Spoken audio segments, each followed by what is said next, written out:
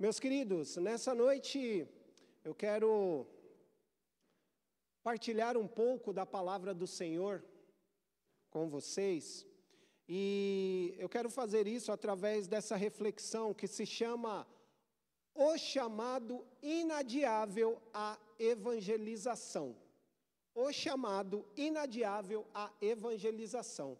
Essa mensagem vem de uma série de mensagens que eu tenho feito, desde o evento do Pentecostes. Eu tenho estudado ali Atos, desde Atos 2 até Atos 10, que é a leitura que nós faremos agora, de como o Espírito Santo trabalha na vida da igreja para que haja a evangelização, para que ocorra o espalhar da palavra do Senhor entre as nações. E para isso eu quero fazer a leitura do que se encontra no livro de Atos, no capítulo 10, e nós faremos a leitura dos versículos 34 até o 48.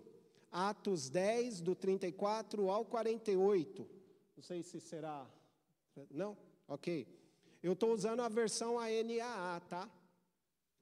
Nova Almeida atualizada. E diz assim a palavra do Senhor, meus irmãos. Então Pedro começou a falar. Ele disse: reconheço por verdade que Deus não trata as pessoas com parcialidade. Pelo contrário, em qualquer nação, aquele que o teme e faz o que é justo, lhe é aceitável. Esta é a palavra que Deus enviou aos filhos de Israel, anunciando-lhes o evangelho da paz por meio de Jesus Cristo. Este é o Senhor de todos. Vocês sabem o que aconteceu em toda a Judéia, tendo começado na Galiléia, depois do batismo que João pregou. Como Deus ungiu a Jesus de Nazaré com o Espírito Santo e com poder, Jesus andou por toda parte fazendo bem e curando todos os oprimidos do diabo, porque Deus estava com ele. E nós somos testemunhas de tudo que ele fez na terra dos judeus e em Jerusalém. Depois eles o mataram, penduraram-o no madeiro. Mas Deus o ressuscitou no terceiro dia. Mas Deus o ressuscitou no terceiro dia e concedeu que fosse manifesto, não a todo o povo, mas às testemunhas que foram anteriormente escolhidas por Deus, isto é, a nós que comemos e bebemos com ele, depois que ressurgiu dentre os mortos. Jesus nos mandou pregar ao povo e testemunhar que ele foi constituído por Deus como juiz de vivos e de mortos. Dele todos os profetas dão testemunho de que por meio do seu nome, todo o que nele crê recebe remissão dos pecados. Enquanto Pedro falava estas palavras, o Espírito Santo caiu sobre todos os que ouviam a mensagem. E os fiéis que eram da circuncisão, que tinham vindo com Pedro, admiraram-se, porque também sobre os gentios foi derramado o dom do Espírito Santo. Depois eles os ouviam falando em línguas e engrandecendo a Deus. Então Pedro disse: será que alguém poderia recusar a água e impedir que sejam batizados estes que, assim como nós, receberam o Espírito Santo? E ordenou que fossem batizados em nome de Jesus Cristo. Então lhes pediram que permanecesse com eles por alguns dias. Palavras estas, meus irmãos, de salvação. Amém? Hoje nós somos convidados a refletir sobre um questionamento fundamental Como nós somos usados para anunciar o evangelho da salvação? Como é que nós somos usados para anunciar o evangelho da salvação? Em que momento da nossa vida surgem essas oportunidades de espalharmos essa mensagem transformadora de Cristo? A história que eu acabei de ler aqui em Atos 10 nos oferece um panorama dessa reflexão. Nós vemos aqui um homem, Cornélio, um centurião romano, temente a Deus, a palavra diz, se você ler ali o capítulo inteiro de Atos 10, vai falar que Cornélio era um homem temente a Deus, vivia de forma piedosa, dava boas esmolas aos necessitados. As suas orações e esmolas subiram como um memorial perante o Senhor. Se você ler lá em Atos 10, versículo 4, é isso que diz. Tudo o que ele fizera subira como um memorial ao Senhor. Mas apesar da sua devoção a Deus, ainda assim ele precisava ouvir o evangelho da salvação. Do outro lado, nós temos Pedro, um judeu com seus preconceitos, arraigado na tradição judaica, que era contra todos os gentios, aqueles que eram os incircuncisos. A ideia de Deus estender o seu favor ao não-judeu era uma coisa antiga do seu povo, do povo judeu. Não era aceitável aquilo. Deus, em sua soberania e com um propósito claro de evangelização global, ele orquestra um encontro improvável através de algumas visões divinas. Cornélio recebe a instrução de um anjo. Enquanto Cornélio orava, um anjo apareceu para ele e disse: envie mensageiros a Jope, encontre Pedro e diga para Pedro vir aqui. Imediatamente, Cornélio assim o fez. Paralelamente, Pedro tem uma visão marcante, onde aparecem animais puros e impuros, e uma voz que diz: mata o animal e come. E Pedro se nega, dizendo: como posso eu comer um animal impuro? Atos 10, 15. E aí uma voz diz a Pedro: não considere impuro aquilo que Deus purificou. Não considere impuro aquilo que Deus purificou.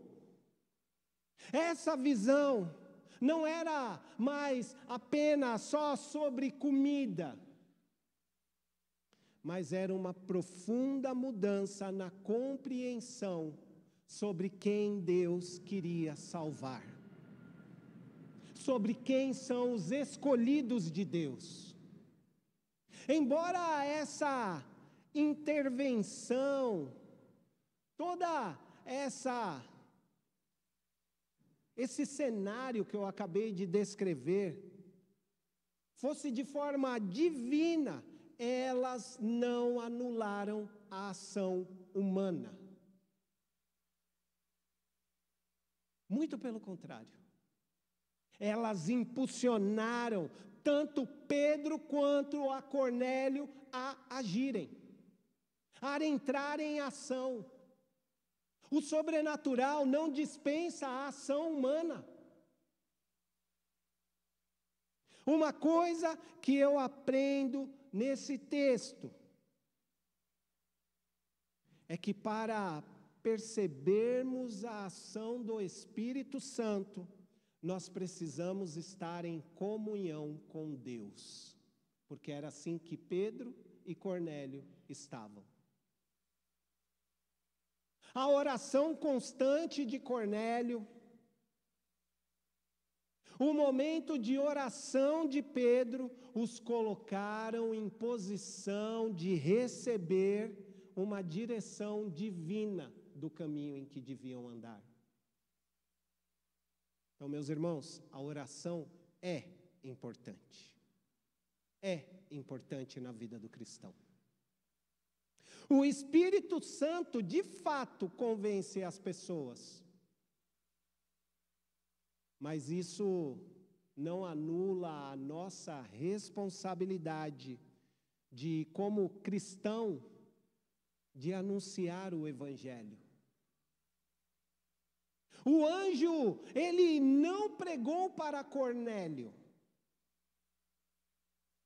Ele apenas direcionou Cornélio a ter um encontro com Pedro, para que Pedro pregasse o Evangelho. Deus usa os seus servos, nós aprendemos aqui. Deus usa os seus servos, pessoas como eu e você, para levar a sua mensagem, para anunciar o Evangelho da salvação. As oportunidades de espalhar o Evangelho surgem nos mais diversos contextos. Seja na nossa família, é no nosso trabalho, é na nossa vizinhança, até mesmo em encontros inesperados, nós temos oportunidade. É diante dessa constatação diária é que eu proponho a refletirmos sobre alguns pontos impactantes que nós encontramos aqui em Atos 10. E o primeiro ponto dessa reflexão diz: desafiando o elitismo espiritual. Desafiando o elitismo espiritual. Vocês já pararam para pensar, enquanto nós podemos ser elitistas em nossa forma e abordagem do Evangelho, e muitas vezes nós nem percebemos que nós somos elitistas. Elitista é a mesma coisa que falar assim, ó, é só essa classe aqui que eu quero, é só esse nicho de pessoa que eu quero, é só essa elite de pessoas que eu quero. Será que assim como Pedro, antes da sua visão transformadora, inconscientemente, nós escolhemos a quem o amor de Deus deve ser revelado? Já pararam para pensar nisso? Cornélio era um centurião romano, um gentil, considerado impuro. No entanto, ele era um homem piedoso. Ele orava, ele dava esmolas. Deus viu a sinceridade no coração de Cornélio e enviou um anjo para instruí-lo. Ó, chama Pedro. Ao mesmo tempo, Pedro, um judeu ortodoxo, arraigado na sua crença de que Deus jamais estenderia o seu favor aos gentios, recebe uma visão chocante, uma visão que mexera com ele, e que diz: não considere impuro aquilo que Deus purificou, Pedro. Quantas vezes nós, no nosso elitismo espiritual, nós não nos encontramos impedidos de enxergar a quem Deus quer chamar?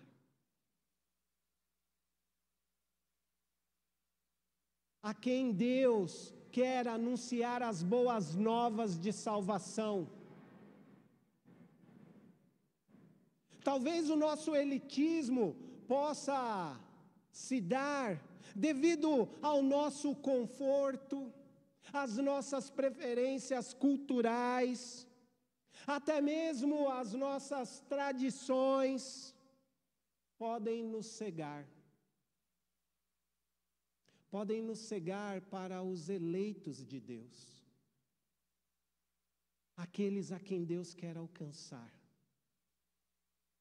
A verdade central aqui é que Deus não faz acepção de pessoas. Ele olha o coração. Ele olha para o temor, para as práticas da justiça, e não para a condição social, não para o histórico de vida.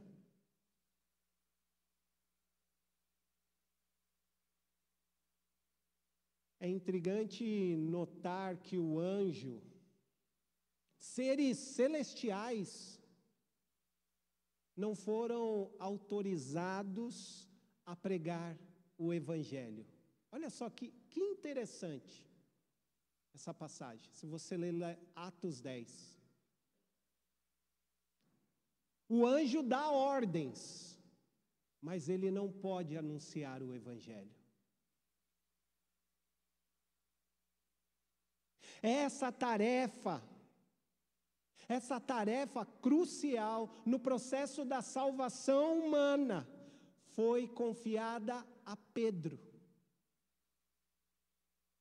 Um homem com suas falhas, com seus preconceitos, com suas mazelas, esse homem é a quem foi confiado o evangelho da salvação.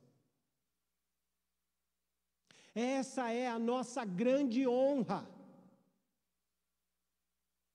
É por meio de nós, seres humanos falhos, imperfeitos, que a mais vital das mensagens alcança o mundo. É por nós, é por mim, é por você. São por esses instrumentos que Deus escolheu para levar e espalhar a sua palavra, a sua mensagem. É por nós. Para isso nós devemos aprender algumas lições. A sensibilidade de Pedro à voz do Espírito Santo veio enquanto Pedro estava num lugar de oração. Pedro orava. E aí o Espírito Santo veio e falou-lhe. A intimidade com Deus é importante. Somente uma comunhão profunda com Deus nos permite ser guiados pelo Espírito Santo. Ser guiado pelo Espírito Santo, aqueles que são eleitos por Deus para ouvir a mensagem de salvação. É Ele quem nos guia. É o Espírito Santo quem convence, sim. Mas Deus nos usa como porta-voz dessa mensagem. Cornélio estava pronto para ouvir, e nós precisamos estar prontos para falar. As oportunidades surgem, e nós não podemos vacilar quando Deus abre uma porta. Deus não busca perfeição. Deus não busca perfeição nos seus mensageiros, mas Ele busca disposição e obediência para anunciar o Evangelho. É certo de que nós temos essa disposição e essa obediência em anunciar o Evangelho da salvação. É que eu vou para o segundo ponto dessa reflexão, que diz: anunciando a vida eterna com convicção inabalável. Anunciando a vida eterna com convicção inabalável. Será que nós estamos apenas recitando um manual? Sabe a Bíblia? Será que ela é um simples manual? Ou verdadeiramente nós anunciamos a coisa mais preciosa que existe na face da terra? Pensa em um vendedor. Um vendedor com um produto que ele conhece as especificações do produto, conhece o produto por um inteiro, ele acredita no produto, ele sabe que o produto é bom. Para esse vendedor ser bom, ele tem que se apaixonar pelo produto que ele tem na mão. Ele tem que se apaixonar por aquilo que ele está oferecendo, dizendo, esse aqui é melhor do que qualquer outro. Ele tem que saber cada benefício, cada detalhe, porque a sua vida de experiência com o produto o convenceu do valor inestimável do que ele tem em mãos. Agora, trazendo isso, essa figura do vendedor para a nossa fé, quantos de nós conhecemos a Bíblia de capa a capa, de Gênesis a Apocalipse, e na hora de anunciar o Evangelho da salvação, a nossa voz falha, eu não sei o que falar, a nossa convicção vacila, mas será que é isso mesmo que a palavra fala?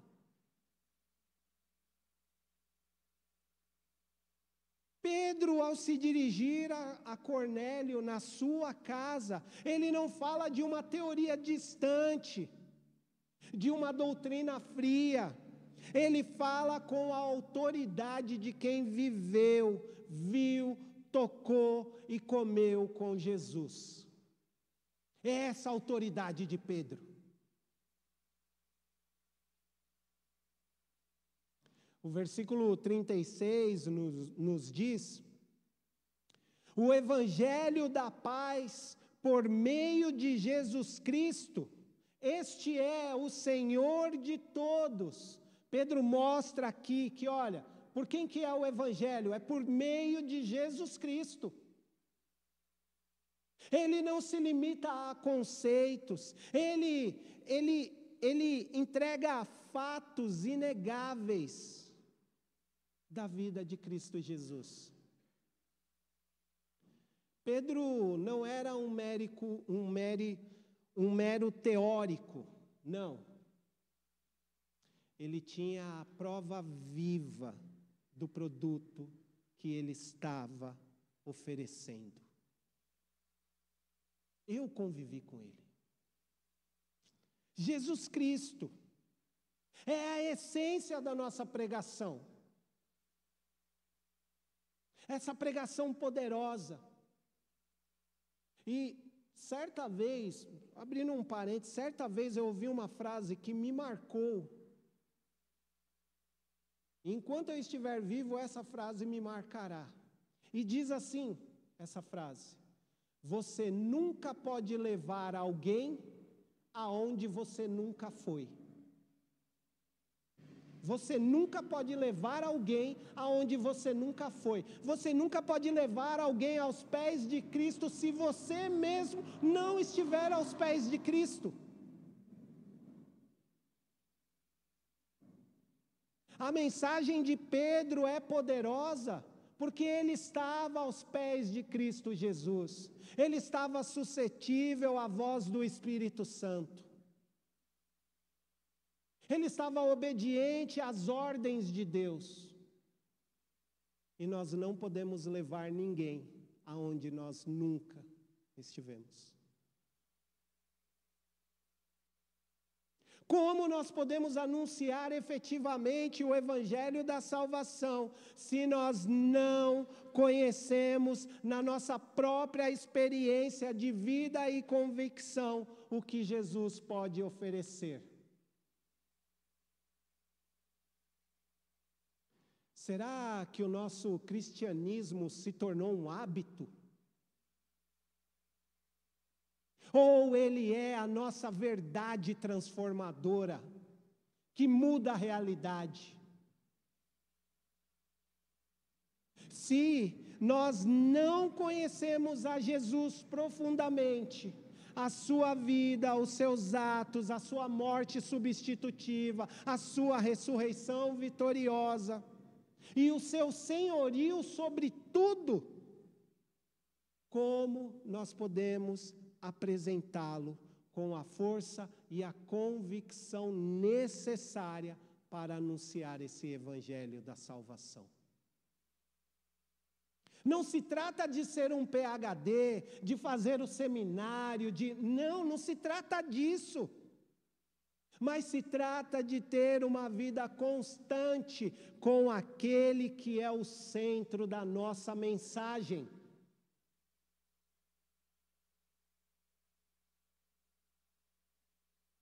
Não se trata de repetir um discurso pronto, mas de compartilhar aquilo que Deus fez em nossa vida. O que nós experimentamos, a transformação, a mudança de vida. Se trata disso. O que Deus fez por mim e o que Deus pode fazer por você.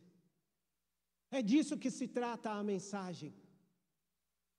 Nossa história, nossa transformação, nossa remissão de pecado através da fé são partes integrantes do nosso testemunho de vida cristã. Sem isso, a nossa mensagem não terá convicção. O desafio é usarmos tudo aquilo que nós aprendemos e vivemos para apresentar a Jesus com a convicção de um verdadeiro vendedor que acredita no que está oferecendo. É diante desse desafio de apresentar o Evangelho com essa convicção de um vendedor que acredita no seu produto, é que nós podemos pensar no terceiro ponto dessa reflexão, que diz: nossas barreiras e a obra de Deus. O que temos feito para consolidar a ação do Espírito Santo na vida das pessoas? Essa pergunta nos confronta diariamente, diretamente. Não somente as nossas práticas, mas ela confronta o cerne da nossa fé, a nossa obediência de constantemente anunciar o Evangelho. Quantas vezes em nossa jornada cristã, o que nós achamos ser o correto se choca violentamente com o que Deus de fato está operando? Pedro era um homem cheio de convicções, mas o que Deus estava operando ia contra muita coisa do que Pedro acreditava. Pedro, um judeu tradicional, encontra diante de uma situação desafiadora.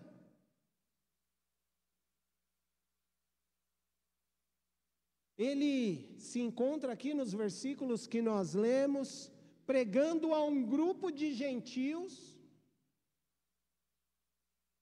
E não era só a família de Cornélio, não, porque quando Pedro estava chegando, Cornélio mandou chamar mais pessoas.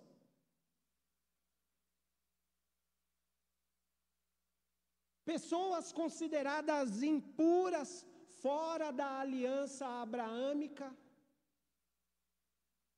E então o impensável aconteceu. Versículo 44 nos diz: enquanto Pedro ainda falava, o Espírito Santo desceu sobre todos os que ouviam a mensagem. E essa não foi uma descida discreta. Ela foi uma manifestação poderosa. Tanto que o versículo 46 diz que começaram a falar em línguas e a engrandecer o nome de Deus. Os fiéis que eram da circuncisão, com Pedro foram mais 6 pessoas.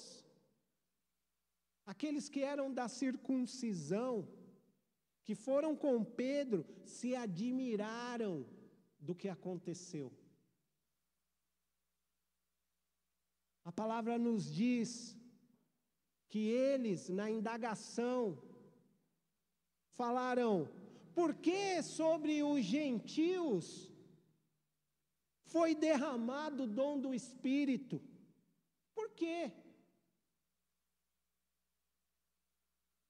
Pensem no conflito na cabeça de um filho da antiga aliança, circuncidado ao 8º dia. A ideia de um gentio recebendo o Espírito Santo. Uma promessa escatológica, exclusiva para o povo da promessa. Agora, eles recebiam o Espírito Santo também. Vejam as barreiras sendo quebradas. Quais são as pessoas que em nosso íntimo nós consideramos fora do nosso círculo de pureza? Necessário para serem dignas de ouvir as boas novas.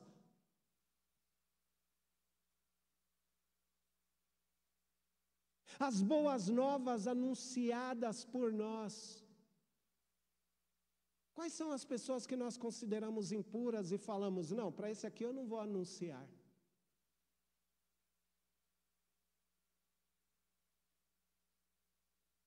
É um morador de rua?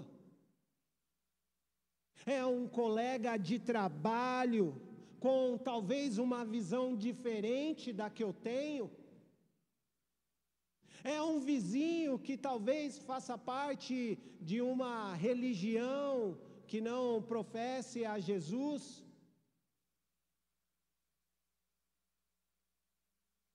Ou um vizinho que não tem religião alguma? Os nossos preconceitos, muitas vezes inconscientemente, erguem muros invisíveis, que confrontam diretamente a ação soberana e imediata de Deus. Deus, Ele é maravilhoso em toda a sua obra, em tudo que Ele fez, todo o seu plano de salvação. Ele preparou a mente de Cornélio para receber instrução, e Ele também preparou a mente de Pedro para dar as instruções. Da mesma forma, Deus está preparando a nossa mente e a mente das pessoas ao nosso redor. E Ele quer nos usar. Ele quer usar a mim, a você, a cada um de nós, para anunciar essa mensagem transformadora. A descida do Espírito Santo é a confirmação divina Mas o batismo e a pública profissão de fé são ritos necessários. Pedro, no finalzinho, diz: e aí, vamos batizar, gente? Vamos fazer aqui a pública, né? A gente fosse chamar, vamos fazer aqui a pública profissão de fé. Já tem aqui o batistério, coloca um pouquinho d'água, joga lá. Vamos lá, vamos fazer isso? A evangelização não termina com a conversão do indivíduo. Ah, anunciei o evangelho, agora pronto. Não, não é isso. Mas ela se estende a uma consolidação, ao discipulado, à integração dessa pessoa na família da fé cristã. Há todo um trabalho necessário, não é só anunciar. Então, meu irmão, minha irmã, saiba que cada um de vocês é importante para o processo de evangelização que Deus preparou para anunciar as boas novas. Cada um de vocês são peças integrantes nisso. Ajude, apoie, esteja com os líderes, esteja nas ações sociais, estejam nos trabalhos realizados. Você é uma peça importante. Essa missão, que nem mesmo os anjos são autorizados a fazer, é a nossa missão. É a nossa responsabilidade. É o nosso privilégio. Deus age soberanamente. Isso é um fato, não há como negar. Mas Ele nos chama para sermos cooperadores, participantes no anúncio das boas novas de salvação. Que Deus nos capacite dia após dia para anunciarmos o Evangelho com a convicção e a alegria de quem tem a certeza de que está espalhando vida para quem antes estava morto no seu próprio delito e no seu próprio pecado. Que Deus nos use poderosamente para anunciar essa bela palavra de vida. Amém. Feche seus olhos que eu quero orar nesse momento por cada um. Paizinho querido, Paizinho amado, obrigado, Senhor, por esse momento, Pai, de ouvirmos a Tua palavra, Senhor. Pai, que essa palavra venha a nos confrontar, Senhor. Que essa palavra, Senhor, venha a nos tirar da nossa zona de conforto, Pai. Mas que acima de tudo, que essa palavra venha nos mostrar, Pai, que a intimidade contigo é a base para nós espalharmos o Evangelho da salvação, Senhor. A começar em mim, a começar em nós, Senhor. Que o Senhor mova, Pai, o coração de cada um aqui, Pai, para que Ele vá de encontro àquele que é necessitado, aquele que precisa ouvir essa palavra, essa mensagem, essas belas palavras de vida. Pai, nos use, ainda em nossa imperfeição, Pai, tenha misericórdia de nós e nos use como instrumentos, Pai, que leva, Pai, a sua palavra. Pai, que leva a sua palavra com ousadia, sabendo que nós estamos conduzindo, Pai, as pessoas para o local aonde nós também estamos, Senhor, que é aos pés de Cristo Jesus, Pai. Que essa seja a nossa convicção, Pai. Pai, é isso que eu te peço, Senhor. É isso que eu te agradeço, Pai, em nome de Cristo Jesus. Usa-nos, Pai. É no nome de Cristo Jesus que nós a ti oramos. Amém. Amém.